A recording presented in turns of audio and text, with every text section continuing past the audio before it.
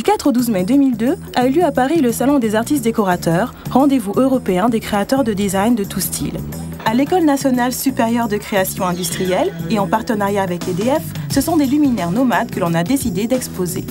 Je me suis intéressé à la lumière par un projet qui nous a été proposé au sein de l'ENSI en partenariat avec EDF, qui était un luminaire nomade résidentiel. L'objectif était, à partir d'un cahier des charges qu'on leur proposait, d'avoir une réflexion sur quelles pouvaient être les applications concrètes de la lumière nomade, de luminaire nomade. C'était une demande d'EDF qui voulait exploiter en fait la technologie à induction et la lumière à faible consommation d'énergie. Je trouvais très intéressant la lumière abyssale.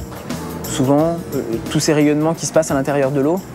D'où cette idée de travailler sur la méduse et une lumière donc rayonnante à travers un matériau plus ou moins fluide, diffusant d'une certaine manière. Donc le silicone pour moi était le matériau adapté. Donc le luminaire est composé de deux éléments principaux. On va dire un socle de recharge qui est branché sur le secteur et le luminaire donc, qui lui est nomade. Qui dit nomade dit recharge. À partir du moment où le luminaire donc, se déplace, il faudra le recharger, donc il y aura des batteries à recharger. Et la technologie de recharge par induction permet de lever un certain nombre de contraintes, notamment au niveau du positionnement du luminaire sur son socle de recharge. Alors le projet que j'ai développé s'appelle en fait Cube au Cube. C'est un luminaire nomade en 3 éléments. Il y a un cube mère qui est relié au secteur, qui est alimenté avec une fluo compacte. Et lorsqu'on le retourne, il offre sa phase d'induction pour recharger les 2 cubes mobiles qui sont le cube gardien et le cube déco. Le cube déco s'apparente plus au cube mère, c'est pareil, une fluo compacte, et un cube gardien puisqu'il peut en fait avoir une vie autonome grâce à ses panneaux solaires.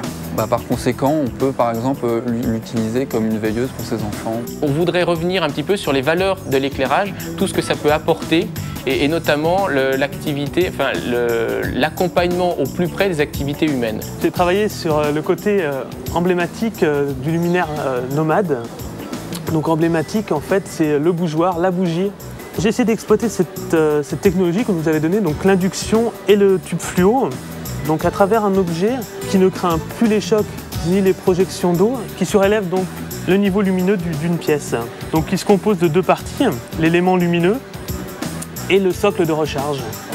L'objectif final, c'était quand même une réflexion d'enrichir ce concept de luminaire nomade et puis de communiquer sur ce thème-là pour, mon Dieu, pourquoi pas, susciter de la vocation auprès de nos partenaires industriels qui pourraient se dire, effectivement, on va reprendre cette idée-là pour effectivement en créer un produit qu'on va retrouver demain matin sur nos étagères.